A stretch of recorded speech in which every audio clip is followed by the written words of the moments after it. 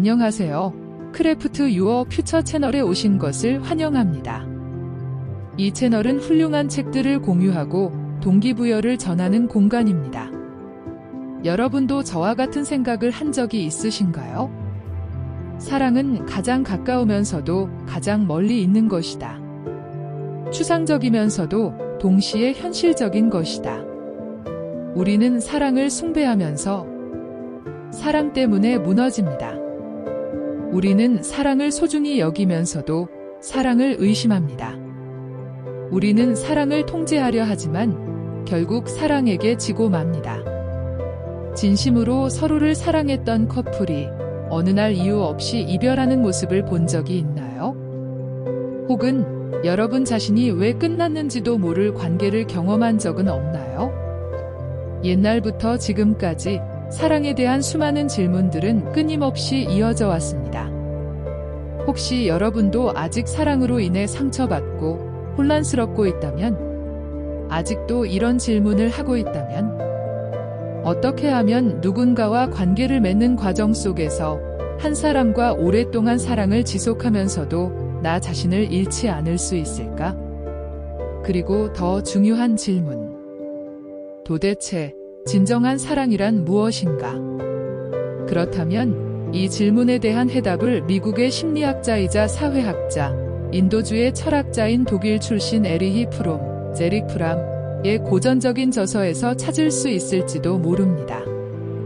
그는 신프로이트학파와 사회문화학파를 대표하는 인물 중 한 명입니다. 이 책의 이름은 바로 사랑의 기술, 더 아트 오브 러빙입니다. 철학과 심리학의 결합체로서 사랑에 관한 가장 유명한 이론서 중 하나로 여겨지고 있습니다. 이 책은 무려 32개 언어로 번역되었습니다.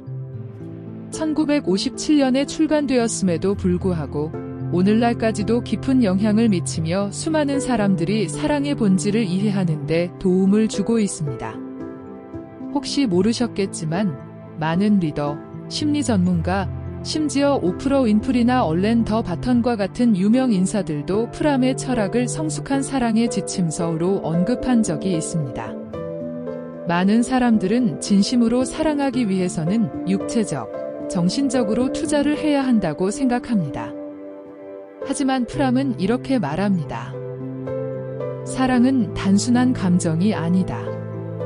사랑은 한 사람의 전인격을 발전시키고 표현해내는 노력이다. 진정한 사랑을 원한다면 우리는 자신의 인격을 끊임없이 성장시키고 자각적인 변화로 나아가야 합니다. 사랑은 누군가가 내 공허함을 채워주는 것이 아니라 내가 온전한 사람이 되어 누군가를 사랑하고 사랑받기 위한 여정이라는 것을 상상해 보세요. 프람에게 있어서 사랑은 하나의 기술이며 일종의 능력입니다. 오늘 크래프트 유어 퓨처가 여러분을 이 능력과 기술의 세계로 안내해 드리겠습니다. 그리고 진정한 사랑의 본질이 무엇인지 함께 알아보겠습니다. 이 책이 여러분께 다음과 같은 도움을 줄 수 있기를 바랍니다. 사랑의 상처에서 벗어나고 스스로를 제대로 이해하는 기초적인 사고방식을 얻고 오해를 풀고 사랑을 주도적으로 이끌며 진정으로 행복한 삶을 살아가는 것. 자, 이제 함께 들어보시죠. 사랑은 언제 어디서나 일어납니다. 누군가는 지금 사랑하고 있고 누군가는 이제 막 사랑을 시작하려 합니다. 나머지는 사랑을 말하거나 기다리거나 피하고 있습니다. 언제부터인가 사랑해 라는 말은 누구나 쉽게 내뱉을 수 있는 흔한 말이 되었습니다. 주에 깊게 본 적 있나요? 많은 사람들이 몇 번의 만남, 심야의 메시지, 심지어 SNS를 통해서도 쉽게 사랑을 고백합니다. 하지만 그 사랑은 시작만큼이나 빠르게 사라지곤 합니다. 우리는 사랑을 시작할 용기는 있지만 사랑을 지속할 인내심은 부족한 경우가 많습니다. 책 속에는 이런 문장이 나옵니다. 현대사회에서는 사랑만큼 큰 기대와 희망으로 시작되지만 꾸준히 실패하는 활동이나 사업은 없다. 이 말은 무엇을 의미할까요? 즉, 어떤 수익을 창출하는 활동이든 사랑보다 성공할 가능성이 높다는 뜻입니다. 스타트업은 자본을 유치하거나 방향을 바꾸거나 실패를 통해 배울 수 있습니다. 하지만 사랑은 한번 실패하면 그 상처가 오래 남고 프로젝트처럼 쉽게 다시 시작할 수 없습니다. 이것은 또한 다음과 같은 질문에 대한 해답이 되기도 합니다. 왜 지금 시대에는 사랑이 쉽게 시작되지만 자주 실패할까? 그 첫 번째 이유는 오늘날의 현대 사회는 전체적으로 소비와 교환 개념 위에 세워져 있기 때문입니다. 인간 관계조차도 시장의 상품과 노동의 교환 원칙을 따르고 있습니다. 예를 들어, 누군가는 감정적 공감이 아닌 수익성을 기준으로 연인을 선택합니다. 상대가 외모가 좋고 직업이 안정적이며 집안이 괜찮다면 마치 사양이 명시된 상품을 구매하듯 선택합니다. 두 번째 이유는 우리는 사랑을 시작하는 첫걸음부터 잘못되었기 때문입니다. 예를 들어, 많은 사람들에게 이런 질문을 던졌습니다. 왜 아직 사랑하지 않으세요? 그 대답은 대부분 이렇게 돌아옵니다. 아직 운명의 사람을 만나지 못했어요. 만나게 되면 자연스럽게 사랑할 수 있을 거예요. 하지만 프람은 이 생각이 우습다고 말합니다. 왜냐하면 그림을 못 그리는 이유가 그리고 싶은 것을 못 봐서라고 말하는 것과 같기 때문입니다. 피아노를 한 번도 배워본 적 없는 사람이 난 아직 나에게 맞는 피아노를 만나지 못했기 때문에 연주할 수 없어 라고 말하는 건 말이 안 되잖아요. 사랑도 마찬가지입니다. 사랑을 못하는 건 그 사람을 못 만났기 때문이 아니라 여러분이 아직 사랑하는 법을 배우지 않았기 때문입니다. 많은 사람들은 운명의 사람을 만나야만 진정한 사랑을 할 수 있다고 생각합니다. 나에게 사랑할 능력이 없어서가 아니라 세상이 넓어서 아직 그 사람을 못 만났을 뿐이라고요. 불행한 연애나 결혼도 상대방이 문제였기 때문이라고 생각합니다. 그래서 헤어졌다고 말하죠.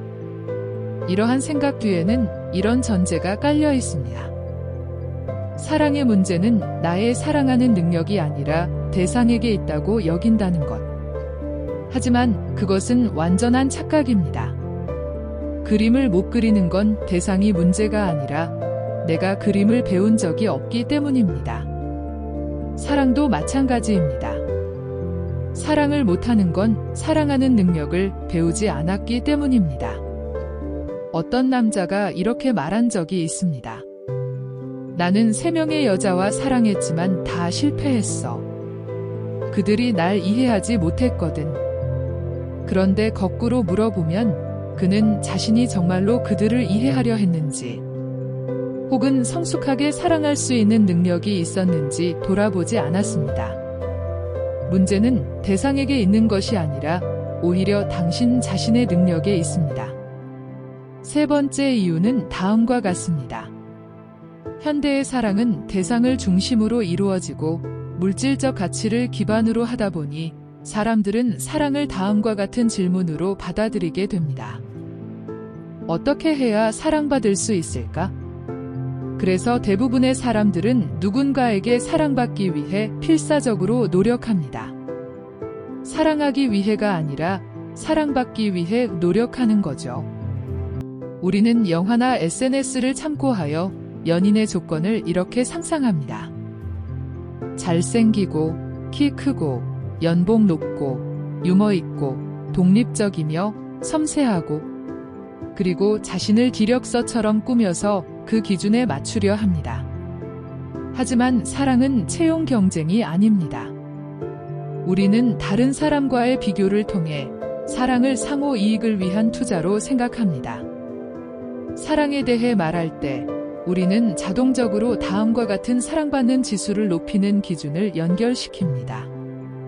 더 잘 나온 사진을 찍는 법, 더 많은 자산을 가지는 법, 더 높은 직위를 가지는 법, 더 큰 영향력을 가지는 법 등등. 사람들은 사랑을 원한다고 말하면서도 실제로는 성취, 지위, 명예, 권력 등을 더 중요하게 여깁니다. 그래서 대부분의 사람들은 삶의 에너지를 위와 같은 목표를 이루는데 거의 다 써버리고 사랑하는 법을 배우는 데는 거의 시간을 쓰지 않습니다. 예를 들어 성공하고 경제적으로 안정된 사람이 있다고 합시다. 하지만 그 사람이 연인을 제대로 경청하지 않고 공감하지 못하며 양보하지 않는다면 그 관계는 금세 균열이 생기게 됩니다. 성공은 사랑의 능력을 보장해주지 않습니다. 이것이 바로 많은 사람들이 사랑에 실패하게 되는 대표적인 오해들입니다. 그래서 프람은 이렇게 말합니다. 사랑은 기술이다. 사랑이 하나의 기술임을 깨닫는 순간 비로소 우리는 진정으로 사랑할 수 있습니다. 그렇다면 왜 기술일까요? 왜냐하면 어떤 예술이든 그것을 배우는 과정은 항상 두 가지 측면으로 나뉘기 때문입니다. 첫째, 그 예술에 대한 이론을 제대로 이해하는 것. 둘째, 예술을 실습하고 실제로 경험을 통해 익숙해지는 것. 사랑도 마찬가지입니다. 사랑에도 세 단계로 구성된 체계가 있습니다. 1. 이론을 이해하기. 즉, 우리는 사랑에 대한 이론을 알아야 합니다. 예를 들어, 사랑이란 무엇인가? 사랑은 어떻게 생겨나는가? 성숙한 사랑이란 어떤 모습인가? 진정한 사랑을 어떻게 알아볼 수 있는가? 2. 예술을 실천하기 즉 이론을 삶에 적용하기. 3. 예술을 섬세하게 가다듬기. 사랑을 하나의 예술로 인식하게 되면 외부의 목적이 없는 순수한 예술적 열정으로 우리는 사랑의 능력을 키워나가게 됩니다. 이론을 이해하고 적용하고 섬세하게 다듬으며 그렇게 되면 사랑의 길은 더 이상 상처와 고통으로 가득 차 있지 않게 됩니다. 미성숙한 사랑은 이렇게 말합니다. 내게 당신이 필요해서 당신을 사랑해요. 만약 위에서 언급된 오해들 중 하나라도 가지고 있다면 여러분은 지금 수동적인 사랑을 하고 있는 것일 수 있습니다. 프람은 이렇게 말합니다.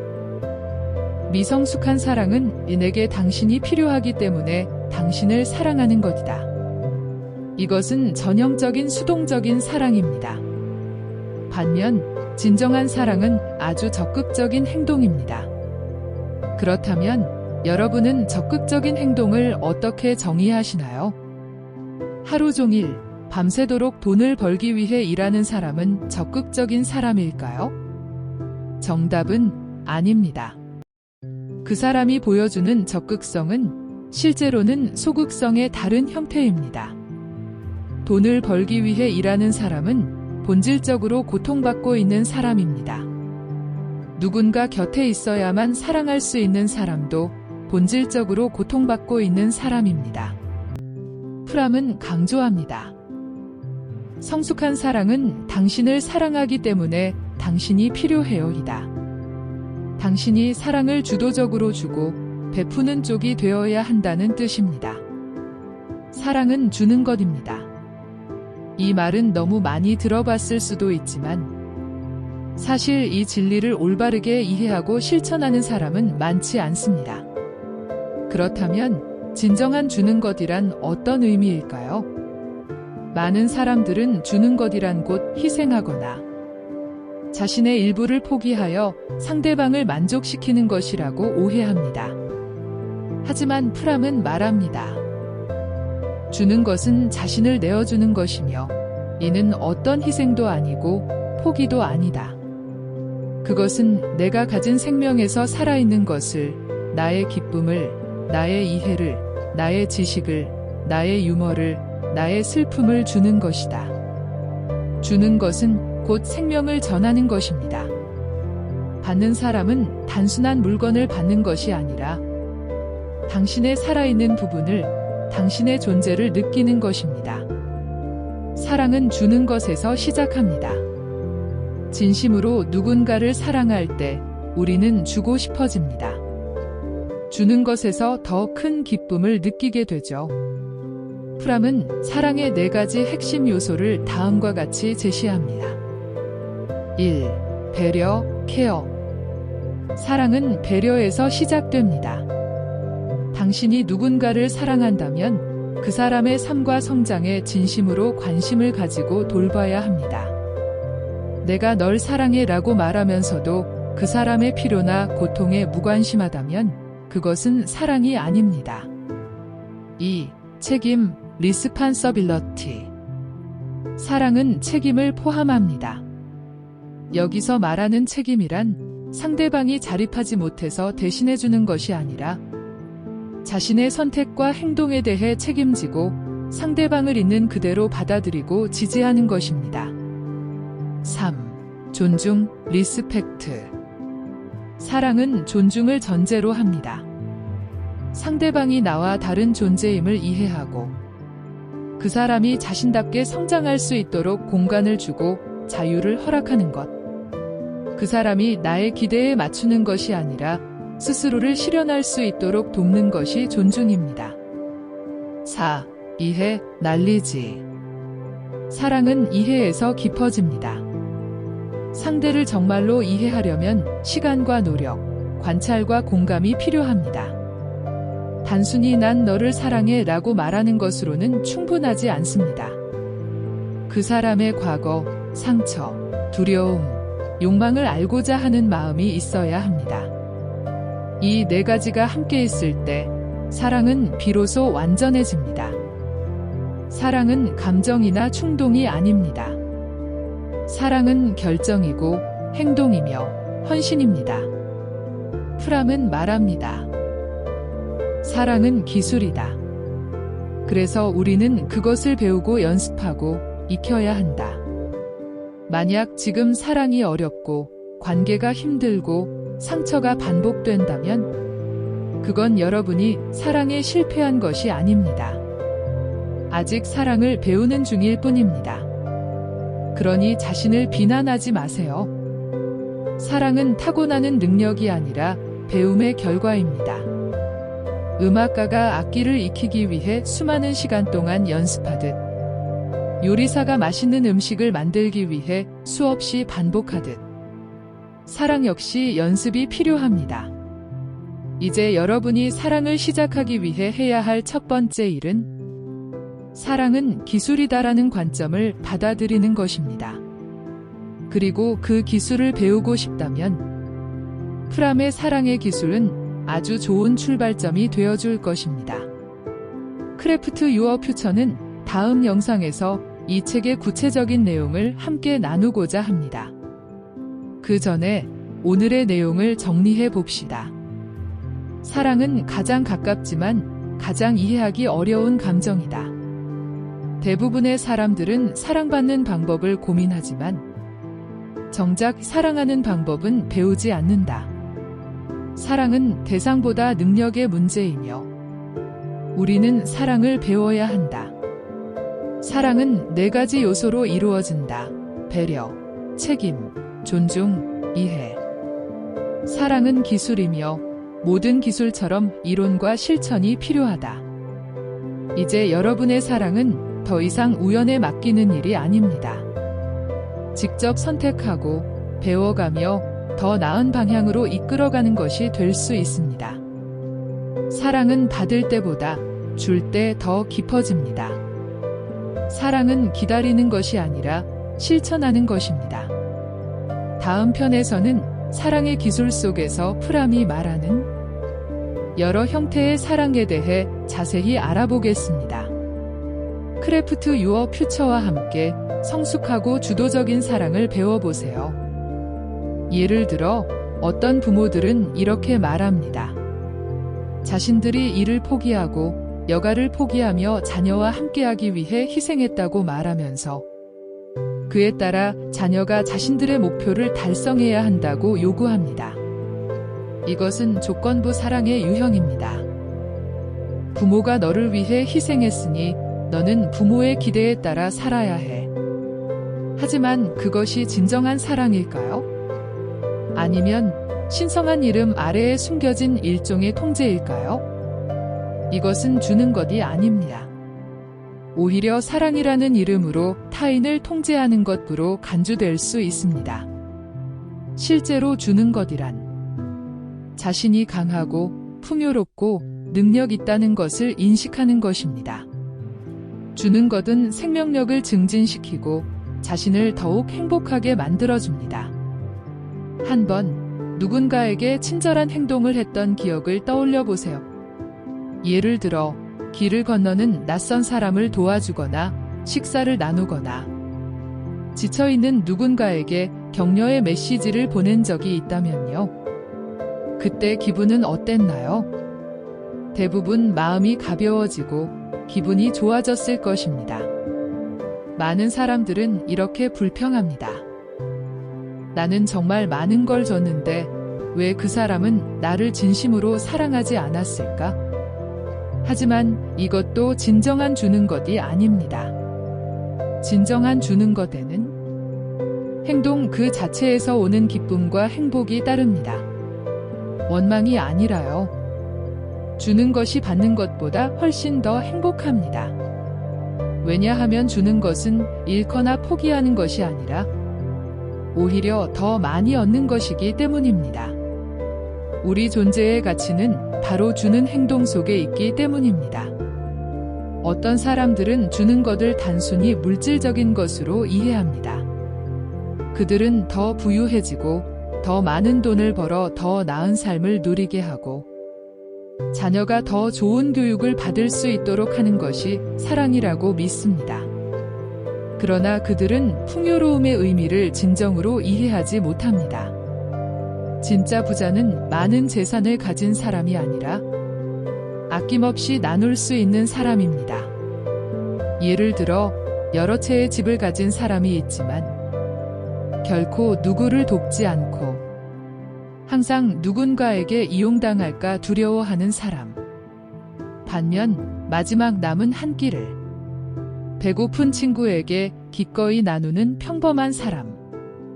과연 누가 진정으로 부유한 사람일까요? 항상 손익을 계산하고 얻고 잃는 것을 걱정하는 사람은 얼마나 많은 자산을 가지고 있든지 간에 실제로는 가난한 사람입니다. 주는 것의 진정한 의미를 이해할 수 있는 사람. 그 사람이야말로 진정한 부자입니다. 주는 데 있어 가장 중요한 것은 돈이나 재산이 아니라 바로 인생이라는 여정을 통해 이루어지는 헌신입니다. 한 사람이 다른 사람에게 헌신할 수 있는 것은 무엇일까요? 당신은 아마 이렇게 생각할 수도 있습니다. 가장 소중한 것을 헌신하는 것. 자신을 헌신하고 자신의 전생애를 바치는 것. 하지만 이 생각은 주는 것이란 곧 내 모든 생명을 희생하는 것이다. 라는 잘못된 믿음으로 이어지기 쉽습니다. 아닙니다. 진정한 헌신이란 당신 안에서 가장 생명력 넘치는 것을 타인을 위해 나누는 것입니다. 그것이 진정한 주는 것입니다. 예를 들면 기쁨, 관심, 관용, 이해, 지혜, 지식, 유머, 미소 등 이것은 사랑하는 동안 당신이 옆 사람의 삶을 풍요롭게 만들어주는 과정입니다. 완벽한 사람이 될 필요는 없습니다. 당신 안에 생명력이 충분히 넘쳐 흐르기만 하면 됩니다. 그 에너지를 통해 영감을 주고 생기를 전달할 수 있다면 당신은 이미 제대로 사랑하고 있는 것입니다. 주는 것을 통해 나는 나의 힘, 풍요로움, 생명력을 경험할 수 있습니다. 그 생명력이 고조되는 경험은 나를 기쁨으로 가득 채워줍니다. 따라서 자신의 생명력을 향상시킬 수 있을 때 비로소 사랑하는 사람에게 생명력을 전해줄 수 있습니다. 마치 자신이 빛나야 다른 사람의 방을 비춰줄 수 있는 것처럼요. 자신이 풍요로울 때만이 진정으로 줄 수 있습니다. 그러니 스스로에게 물어보세요. 지금 나는 생명력으로 충만한가? 나는 진정으로 풍요로운가?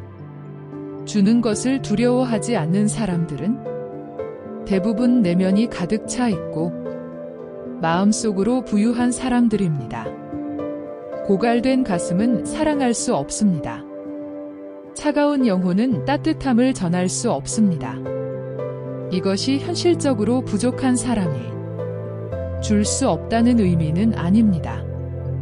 우리는 주는 것을 시작하는 그 순간부터 자신을 풍요롭게 만들 수 있습니다. 그 과정 속에서 당신은 자신의 힘을 계속 발견하게 되고 창조적인 생명력으로 타인을 돕고 나누게 됩니다.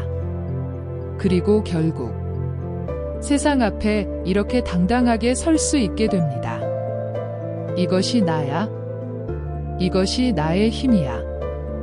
나는 결핍된 존재가 아니야. 나는 아무런 대가도 바라지 않고 주지만 그로 인해 더 큰 선물을 받았어. 이것이 아마 주는 것에서 가장 흥미로운 점일 것입니다. 진정으로 주는 사람은 결국 받게 됩니다. 우리가 다른 사람에게 전한 행복은 결국 우리 자신에게 되돌아와 우리를 더 행복하게 만들어줍니다. 주는 과정 속에서 우리는 진정한 자아를 발견하게 됩니다. 그러므로 주는 과정은 곧 사랑을 바탕으로 사랑을 만들어내는 과정입니다. 당신이 사랑하는 법을 모른다면 사랑을 만들어낼 수 없습니다. 당신이 예수를 즐기고 싶다면 우선 예수를 닦은 사람이 되어야 하듯 당신이 사랑하고 싶다면 우선 당신 자신이 사랑 그 자체가 되어야 합니다. 당신이 누군가를 감동시키고 진정한 사랑을 오래 지속시키고 싶다면 사랑하는 사람이 성장하도록 격려하고 성장할 수 있도록 북돋아주는 능력이 필요합니다. 반대로 사랑하는 가운데 상대방이 당신을 더 사랑하지도 않고 당신이 점점 후퇴하고 자신을 소진하며 그 관계 속에서 부정적인 생각에 잠기고 있다면 그렇다면 당신의 사랑에는 생명력이 없을지도 모릅니다. 기억하세요. 사랑은 당신을 지치게 만드는 것이 아닙니다. 진정한 사랑은 당신을 성장하게 만듭니다. 사랑 속에서 누군가 자신을 내어주는 것을 두려워한다면 그 사람은 사랑하는 것 자체를 두려워하는 것입니다. 사랑은 우리의 영혼 안에서 자라나는 것이며 가장 강력한 힘의 표현입니다. 진정한 사랑은 상대방의 생명력을 끌어내는 것입니다.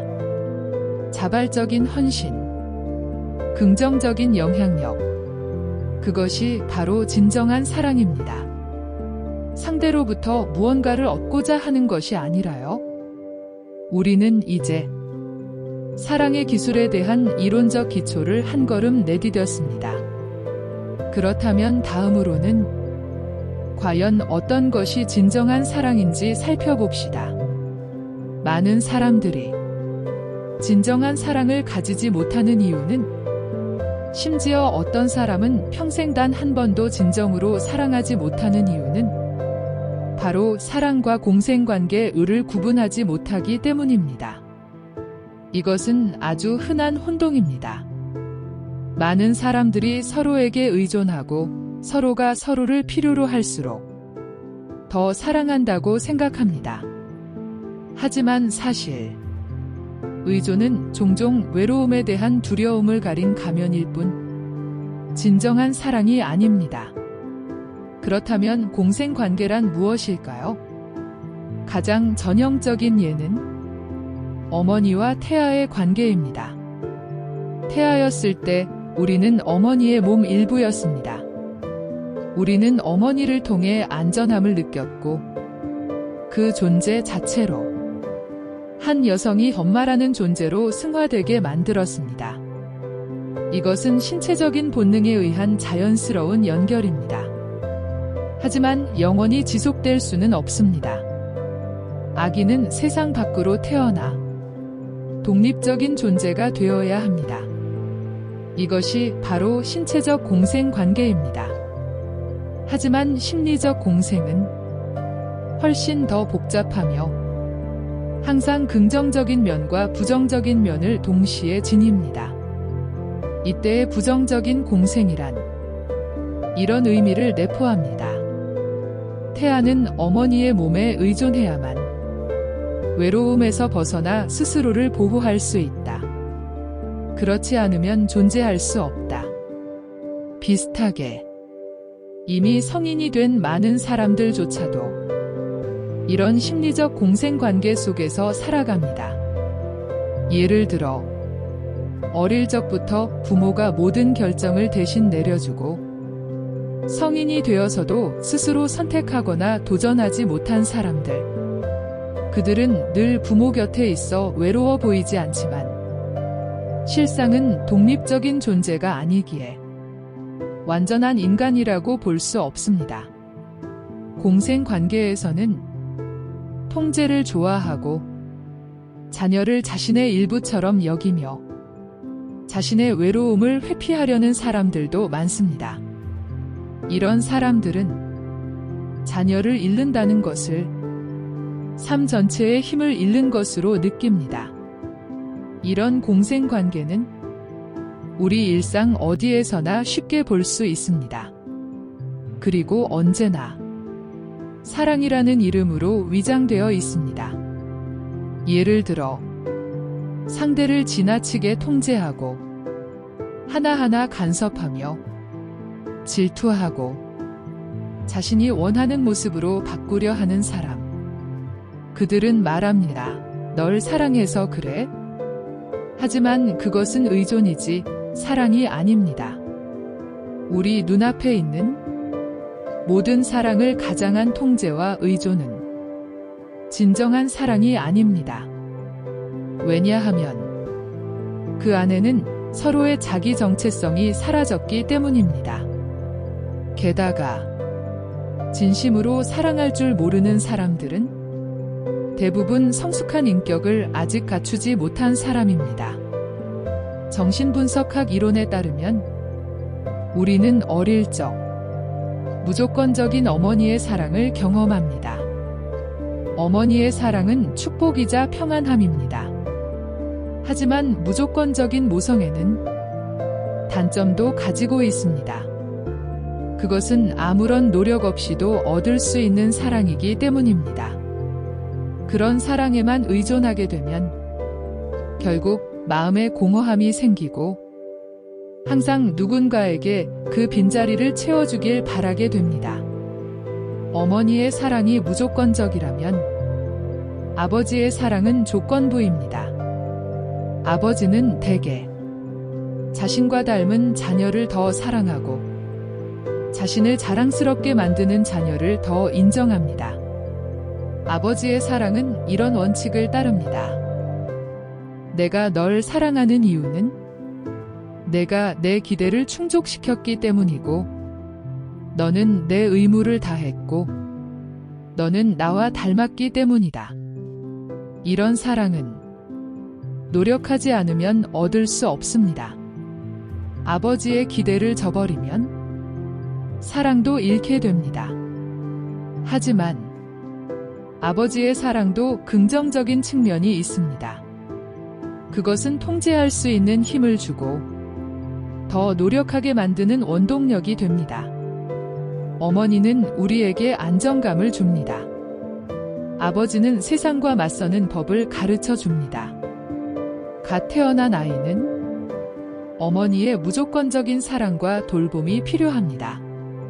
신체적으로, 정신적으로도 어머니의 역할은 아이에게 삶의 안정감을 주는 것입니다. 반면 아버지의 역할은 세상의 어려움에 직면하는 방법을 알려주는 것입니다. 아이에게는 품에 안겨 안정을 주는 엄마도 필요하지만 앞에 우뚝 서 있는 강인한 아버지의 모습도 필요합니다. 그러므로 어머니는 인생을 신뢰하고 아이에게 두려움이나 불안을 전하지 말아야 합니다. 아이 스스로 독립하도록 돕고 결국 자신에게서 독립할 수 있도록요. 아버지는 포용력 있고 인내심이 있어야 하며 폭력적이지 않아야 합니다. 아버지의 사랑은 자녀가 점점 더 자신감을 갖도록 만들어야 합니다. 결국 아이 스스로 삶을 주도할 수 있도록 부모의 통제에서 벗어날 수 있도록 도와야 합니다. 그리고 만약 한 사람이 어머니의 인격만을 발달시켰다면 그는 쉽게 판단력을 잃고 늘 다른 사람의 환심을 사려 하며 자신의 발전은 물론 상대방의 발전까지도 방해하게 됩니다. 그렇다면 성숙한 사랑은 과연 어떤 모습일까요? 프람은 말합니다. 진정한 사랑에는 다음과 같은 4가지 기본 요소가 포함되어야 한다고요. 관심, 책임, 존중, 이해. 진정한 사랑은 4가지 기본 요소로 이루어집니다. 관심, 책임, 존중, 이해. 이해하기 어렵지 않습니다. 사랑은 가장 먼저 관심에서 시작됩니다. 어떤 사람이 꽃을 사랑한다고 하면서도 물을 주는 것을 자주 잊는다면 우리는 그 사람이 정말 꽃을 사랑한다고 믿을 수 있을까요? 사랑도 마찬가지입니다. 누군가를 사랑한다고 말하면서 그 사람의 건강, 감정, 일, 혹은 피곤할 때 들어주는 것조차 하지 않는다면 그것은 사랑이 아니라 그저 말뿐입니다. 사랑은 내가 사랑하는 사람의 삶과 성장에 대해 지속적이고 적극적으로 관심을 기울이는 것입니다. 이러한 적극적인 관심이 없다면 그 관계에는 사랑이 존재하지 않는 것입니다. 그리고 관심이라는 행동에서 또 하나의 중요한 요소가 이어집니다. 그것은 바로 책임감입니다. 여기서 말하는 책임감은 상대의 정신적 필요를 무시하지 않는 태도를 말합니다. 때로는 정신적인 요구가 육체적인 욕구보다 더 클 수 있기 때문입니다. 진정한 사랑이란 상대방의 내면 세계로 들어가 그 영혼을 위로하는 것입니다.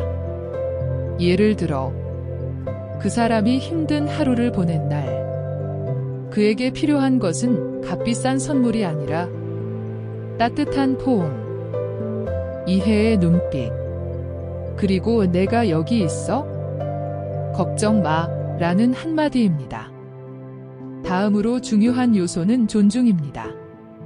존중이란 그 사람의 있는 그대로의 모습을 받아들이는 것입니다. 내가 원하는 모습으로 바꾸려 하거나 일방적인 기대를 강요하는 것이 아닙니다. 예를 들어 당신은 강한 성격의 사람을 사랑하면서 나중에 그 사람이 고집이 세다고 탓합니다. 외향적인 사람을 사랑하면서 그 사람이 많은 사람들과 이야기 나누는 것을 싫어합니다. 이런 태도는 존중이 아닙니다. 프랑스의 한 명언이 말합니다. 사랑은 자유의 자식이다. 기억하세요. 진정한 사랑은 항상 자유를 기반으로 합니다. 사랑은 결코 지배의 산물이 아닙니다.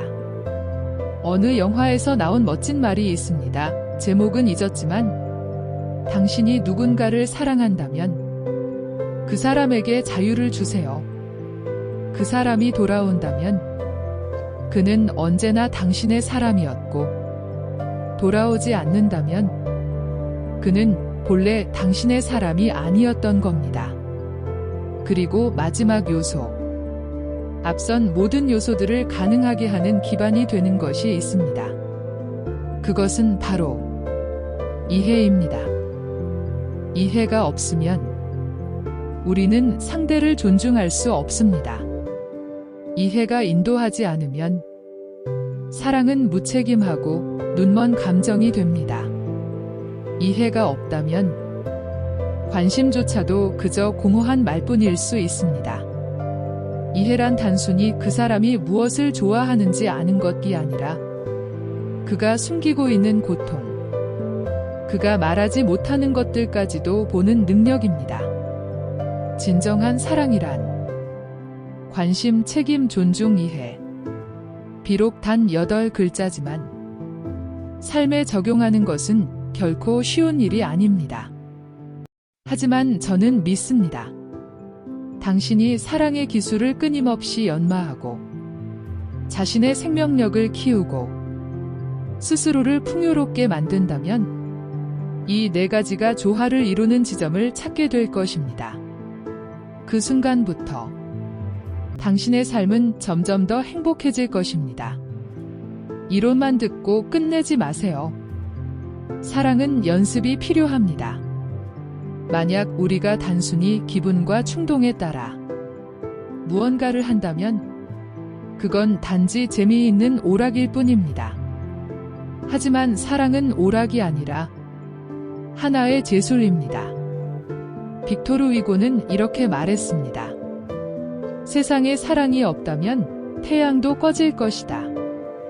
사랑의 중요성을 부정할 수 있는 사람은 아무도 없습니다. 하지만 프람은 말합니다. 사랑은 우리가 생각하는 것보다 훨씬 더 중요하다고요. 그는 이렇게 주장합니다. 사랑은 인간 존재의 문제에 대한 해답이다. 인간은 이성적인 존재입니다. 삶의 부조리를 인식할 수 있고 죽음을 직면하며 자연과 사회 앞에서 무력감을 느낄 때 그는 깊은 고독 속에 빠집니다. 이 고독은 죽음처럼 인간 존재가 반드시 마주해야 하는 상태입니다. 그 고독은 항상 거기 있습니다. 우리 삶의 어딘가에. 그렇다면 우리는 어떻게 이 고독에서 벗어날 수 있을까요? 이것은 인류 전체에게 중요한 생존의 문제입니다. 플라톤의 향연 더 심포지엄에서는 이렇게 적혀 있습니다. 인간은 원래 2개의 몸, 2개의 머리, 4개의 팔과 4개의 다리를 가진 존재였다. 그러나 인간의 교만함에 분노한 제우스가 그들을 반으로 갈라 하나의 몸으로 만들었다. 이후로 인간은 반쪽짜리 존재가 되었고 자신의 잃어버린 반쪽을 찾아 평생을 헤매게 되었다는 이야기입니다.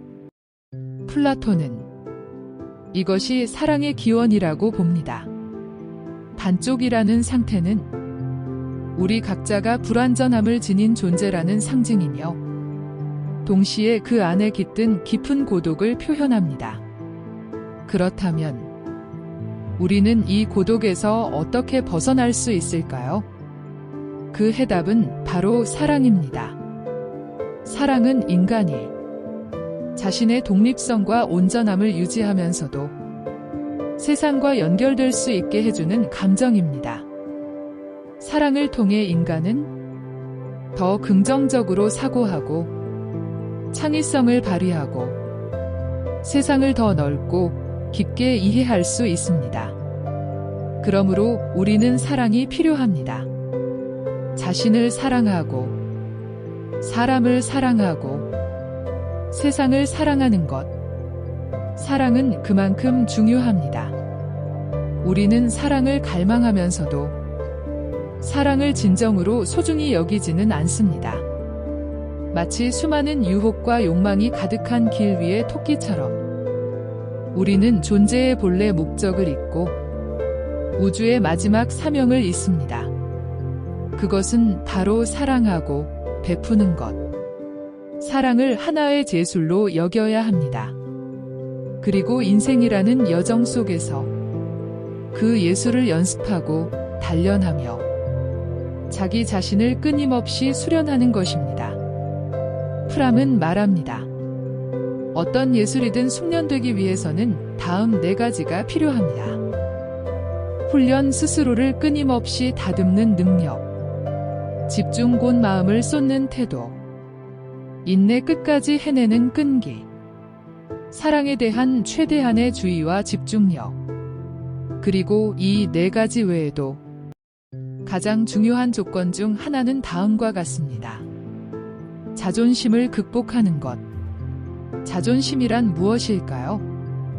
쉽게 말하면 이렇습니다. 누가 나를 건드리기만 해도 곧바로 가시를 세우는 것. 자존심은 본질적으로 자기중심적이고 이기적입니다. 자존심이 강한 사람은 늘 자기 자신에게 집중하고 있으며 세상을 객관적으로 바라보지 못합니다. 그리고 타인을 평등하게 대할 수도 없습니다. 자존심은 사랑에 큰 해를 끼칩니다. 왜냐하면 우리는 자기 자신에게만 관심을 가지기 때문에 타인은 그저 나를 만족시켜줄 대상으로만 보게 됩니다. 결국 우리는 서로를 진심으로 아끼거나 존중하지 못하게 됩니다. 그렇다면 우리는 어떻게 이 자존심이라는 본능을 넘을 수 있을까요? 프람은 말합니다. 이것은 다음의 3가지가 필요하다고요. 이성의 발전, 객관성의 함양, 사랑을 하나의 신념으로 여기는 것. 여기서 말하는 신념은 종교적 믿음이 아니라 자기 삶에 기반한 믿음입니다. 즉, 자신을 믿고 자기 인격의 핵심을 믿으며 내 사랑이 타인의 사랑을 일깨울 수 있다고 믿는 것. 그리고 타인 역시 사랑할 수 있는 능력을 지니고 있다는 것. 사랑의 힘을 믿는 것. 그리고 나의 사명이 사랑하고 베푸는 것임을 믿는 것. 이 믿음은 남녀 간의 사랑을 뛰어넘습니다. 내 개인적인 이익과 전혀 관련 없는 사람조차 내가 사랑할 수 있을 때 비로소 나의 사랑은 성장합니다. 우리가 자주 범하는 한 가지 착각이 있습니다. 진정한 사랑은 갈등이 없어야 한다는 환상입니다. 우리는 모든 갈등과 다툼이 부정적이고 파괴적이라고 생각합니다. 하지만 사실 대부분의 갈등은 진짜 갈등을 피하기 위한 신호일 수도 있습니다. 갈등을 두려워하지 마세요. 때로는 다툼이야말로 서로를 더 깊이 이해하게 되는 계기가 됩니다.